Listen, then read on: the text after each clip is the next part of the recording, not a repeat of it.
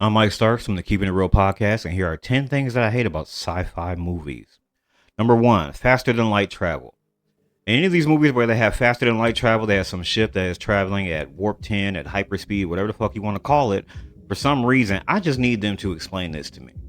Because just hopping in your ship and being able to go warp 10 to the other side of the universe or whatever else, I need a couple of things explained. I just need them to have one scene where they explain in these 10 sentences to be like, hey, this is how the ship is able to do that.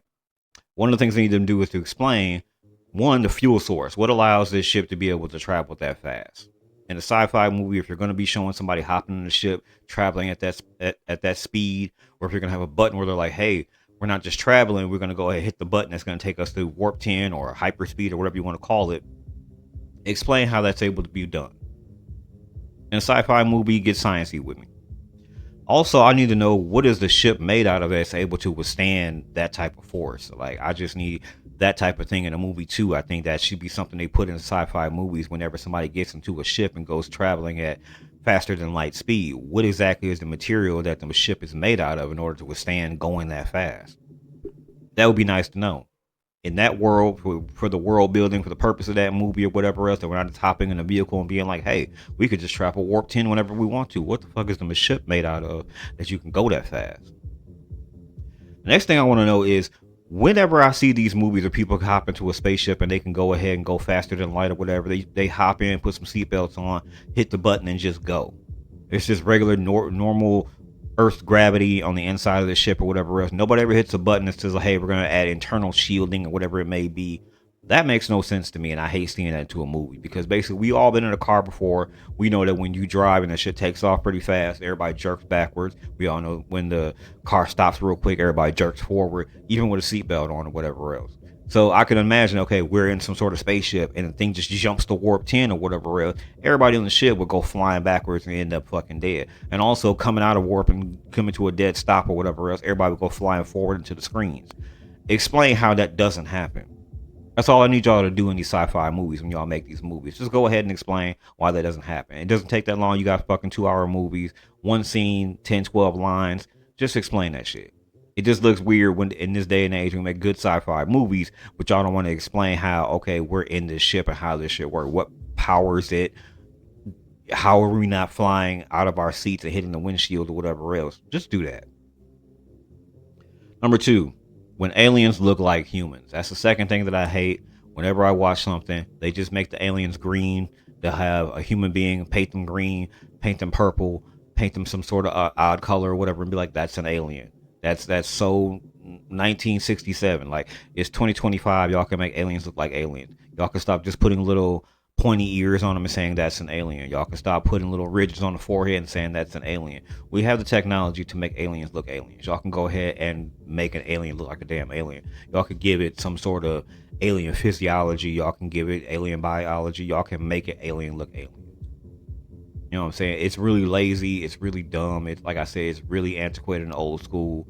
It's something that you would probably see during the 60s and 70s when they were doing sci-fi movies or whatever else, some shit like that. And just to be like, oh, put a person in a costume or put a couple of lines or ridges on their forehead. That's an alien. Y'all could do better than that now. We got way better animatronics. We got way better prosthetics. We got way better CGI. Way better technology to make alien look alien in these movies. We need alien looking aliens. Number three, techno babble. I love in movies when they have techno babble. I love all of that. I love it when they talk nerdy to me. I like that kind of thing. But also, I think that whenever you have the techno babble in these movies and these sci-fi TV shows too, it needs to be based in actual science, or it needs to be based in theoretical science, something that could exist in something like that. Just making up these scientific words that don't make any sense, that have nothing to do with anything or whatever else, just to further the storyline sounds fucking dumb. Like, if you're gonna have techno babble and explain some sort of situation in a movie or explain how something works, whatever, it should probably be based in either science or theoretical science, something that could exist, could happen, should we have a time, or a new element or something like that or whatever. Just making up some shit that couldn't possibly exist or whatever just sounds fucking weird. Have it based in science, have it based in theoretical science, something like that. Number four, Interspecies relationships. I absolutely cannot stand seeing this in sci-fi TV shows and movies. Whenever they have two people of completely different alien species for some reason finding attraction to each other, getting in some sort of relationship, even having relations makes no fucking sense. Y'all are completely different species. There's no way that in reality, if that existed, if there were aliens or whatever, we would ever find aliens attractive or anything like that. It's ridiculous, especially when they outwardly look completely different, and we know internally they would have different physiology and biology and everything else. This is why when y'all see something like Ferengis and fucking Cardassians on Star Trek or something trying to intermix or whatever, or Klingons and Bajorians, that shit doesn't look right. It's like y'all are completely different biologically, and I hate when alien species try to intermix like that because that shit would never fucking happen. Be fucking for real. Unless you're gonna say in the movie that this person is basically a human but has purple skin or whatever else, then you know I could understand them having, you know what I'm saying, interspecies relations. Anything other than that, that's fucking dumb. They can take that shit out the movie, out the TV show. It's dumb. It just seems forced. It's goofy. Don't do that shit. If you're gonna do it, be like, hey, this person over here, they're basically a human with human physiology and everything else, except their skin is purple. They're basically a human, but they're green. Their skin is green. If you're gonna do that, say that in the movie so that they know when these two people are intermingling, whatever else. That's basically a human. They're just green. Their skin and eye color are basically just different. Cool, we could see that. But you know, scales and horns and extra arms and shit like that. That's a completely different being. That's not the same as a human being. There's no way that that shit would even work, or even they would even find each other attractive. That shit is dumb. Next thing, time travel with no consequences. Whenever there's a time travel movie and people go back in time for some reason, they go back in time, do whatever they got to do, go back to the future, and I don't like any movie where they can just do that. I think they need to explain that there are stakes that have to happen in the movie or whatever else. I think they need to say, hey, look, we only got a certain amount of time that we can be out of our timeline, or else like something like temporal psychosis kicks in, or we suffocate because we're outside of our timeline, or there's something serious like, okay, well, your timeline will cease, your timeline will cease to exist if you stay out of your timeline too long. You can't run into yourself or any one of your family members in the past because you'll cease to exist. Some shit where you can't just travel to the past and just be like, oh, okay, I went to a Jimi Hendrix concert and I'm going back to the future and everything's okay. There needs to be consequences. There need to be something to where like you can't just go ahead and like you can't be discovered or some shit or whatever it may be. Explain how you're able to just go to the past and nothing fucking happens. Like if you go back and anything happens, there's gonna be dire consequences in the future. Like go be in and out, be sneaky, get what you gotta get, and go back. Next thing, ladies and gentlemen, one of my biggest pet peeves whenever I see space battles. Whenever there are space battles, and we already know from watching like Star Wars or whatever it may be, you got thousands of ships or hundreds of ships shooting lasers and photon torpedoes back and forth to each other.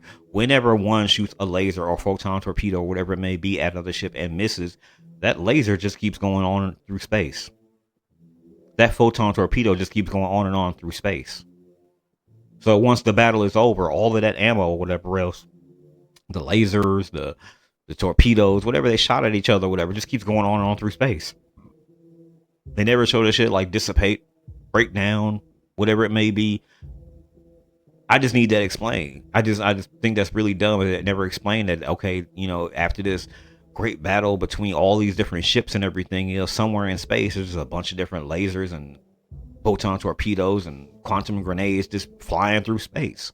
There's nothing to stop them. You missed hitting the ship. It just kept flying through space. Show a TV show or a movie that's a sci-fi movie or whatever else where people just are dropping out of warp, arriving in some sort of area of space or whatever else, and next thing you know, a bunch of lasers and photon torpedoes are hitting their ship from a battle that happened a week ago because it was just traveling through space.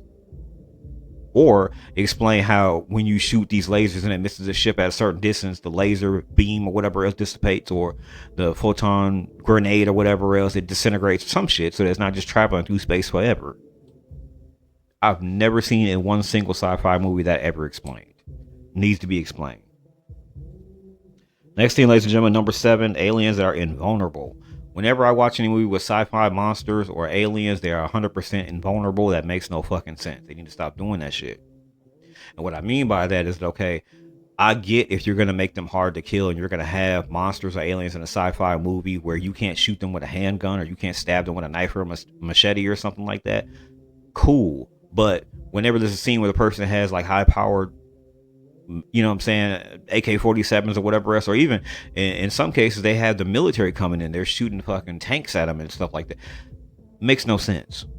You're shooting 1,000 rounds of military grade weaponry at an alien or monster or something, and it's not affecting it at all. If you're gonna do that in a sci-fi movie, at least explain it and say, hey, look, their skin's made out of fucking vibranium and carbon fiber or some shit. Like, they're hard to kill or whatever it may be, but they never do that. The monsters of the aliens show up, the aliens show up from another planet or whatever else, and they just start attacking everything, and they start shooting them, and nothing works. The monsters arrive from another dimension or whatever else. Everybody starts shooting them with the weapons and nothing works. People are shooting them with shotguns and AK-47s and all sort of shit, and nothing's affecting the monsters. Explain that shit. It just looks dumb. Number 8, ladies and gentlemen, language barrier. I don't like any movie where they have aliens and the aliens just speak English for no reason. I think that's just bad, lazy writing when it comes to sci-fi movies or whatever. That they just have the aliens automatically speak English, especially because they don't have them like have some sort of what do you call it, a translator, universal translator or something like that. Because universal translators actually exist. It's 2025. They actually exist. You're gonna make a sci-fi movie, have the aliens have some sort of universal translator where they can speak to humanity in English, and then they can translate to whatever to their own people, or just not have that in there at all. Because them showing up and just automatically speaking English is fucking weird. Another thing I hate about when it comes to the language barrier in sci-fi movies is I hate when they have some sort of made up language that just sounds like clicks and engine noises or whatever else. Makes no sense. If you're a writer for a sci-fi movie or TV show and you have aliens or whatever else, there are 7,000 languages on Earth. You could have picked one of those languages as the language for the aliens. You don't have to make up a language that sounds like a bunch of vibrating noises and clicks and humming and just weird guttural sounds. You could take an actual language and say that's the alien language.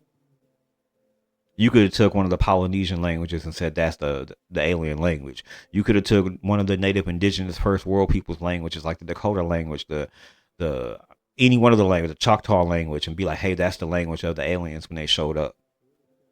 I cannot stand whenever I see a sci-fi movie and they have some sort of alien just making weird clicking noises or just some stupid shit. Just aliens would have a language. If they're going to speak, they would have a language. If y'all going to write that into there, just pick a language. There are 7,000 languages on Earth. Pick a language. They show up speaking Russian or Swahili or something like that. I can get that. It's an actual language. You could just pick a language. Number 9, ladies and gentlemen, parallel universes. I hate whenever they have a movie about parallel universes and in other universes, there's just different haircuts. I think sometimes when people make parallel universes or any type of universe movie or whatever else, they don't understand the difference between parallel universes, alternative universes, and mirror universes. And some TV shows and movies, sci-fi TV shows and movies, have done a good job at this. They know what they're doing, but a lot of them don't. For example, when it comes to parallel universes, one of the movies I saw was the one with Jet Li in it, and it was doing pretty good to this one scene where Jet Li is inside of a chair, and up on the screen they show him like he killed 125 versions of himself in parallel universes. And so they basically just show Jet Li up there looking exactly the way he does, except he had different hair. One of them, he's a Chinese guy with dreadlocks. Another one, he's got some fuck ass bob on top of his head. Another one, he's got like a pink mohawk or whatever. I'm like, why? That's not how that works. And from all the movies that I've seen about sci-fi movies and TV shows or whatever else, I understand there is a clear difference between all of these. You have a mirror universe, and a mirror universe is where, just like a mirror, there is a opposite version of you in another universe. In another universe, if you, in this universe, are some lame-ass nigga, whatever else, you are some lame-ass, weird-ass dude. In another universe, your mirror persona will be the exact opposite of that. You have all this charm and charisma, and he'd be suave and everything else. If you're a dumbass in this universe, your mirrorverse persona would be smart You know what I'm saying? Be quite intellectual and witty and everything else. That's what mirror universe is. Then you got alternate universe. Alternate universe is when the person in the other universe is you, but an alternate version of you. So in an alternate universe, there's a black version of you if you're white. There is a male version of you if you're female. There's alternate versions of you. There is a tall 6'8" version of you and another version of you in an alternate universe. That's an alternate universe. But in a parallel universe, and this is where they fuck this up in parallel universes, you are still you, but events have happened that are different. In a parallel universe, they would say, okay, look, you are still you in this universe. In another universe, President Donald Trump didn't win the election and Kamala Harris did. And so different events played out. But you didn't change. You still look like you. You're still the same person you are and everything else. And that's what a parallel universe is. You and the other parallel universe, you're the same person. There are different events that played out in that world. But you didn't change. There are just things going on different in the world. You know, a different basketball team won the championship that year in that parallel universe. Or maybe Beyonce's sister is actually the Beyonce, and like the Beyonce that we have is basically Solange. They're switch roles or whatever else. Like, that's what a parallel universe is. I hate when people make movies and they screw that up and they're just like, oh, in a parallel universe, your hair is different. They don't know the difference between mirror universe, parallel universe, and alternate universe. Number 10, ladies and gentlemen, slime and drool. I do not like when they have aliens and monsters. For some reason, they're just covered in slime. They're drooling and they're just snarling and everything else. It makes no fucking sense. That's nasty. It's disgusting. I don't understand why y'all have these monsters that seem to be covered in like motor oil and nut. It's just disgusting. It's nasty. Dry ass monsters are scary enough as it is. Aliens that are just trying to attack you are scary enough as it is. You don't need to have them covered in fucking lotion and motor oil. They just look weird when you have these aliens just wet and gooey and just snarling and snot running out their nose and everything else. I hate that shit. Now, some of us, like I mentioned before with the 1987 original Alien movie, that shit was nasty. Not only was the monster, the alien in that movie already scary, but the fact that he's just dripping wet and covered in slime and shit like that, that's nasty. And every time I see a sci-fi movie or with alien or monster in it or something like that, they're just covered in slime or whatever, that's just fucking nasty. Stop doing that shit. I really wish they stopped making movies with that shit. Nobody wants to see them drooling, snarling, snot covered all over them and everything else. Fucking nasty, ladies and gentlemen. But ladies and gentlemen, I'm Mike Starks from the Keeping It Real podcast. That has been my 10 things that I hate about sci-fi movies. I'm gonna give you a bonus. Bonus number 11. There is no alien monster diversity in these movies. I'm going to say this because whenever aliens invade or whatever else, all the aliens look exactly alike, as if there's no diversity at all.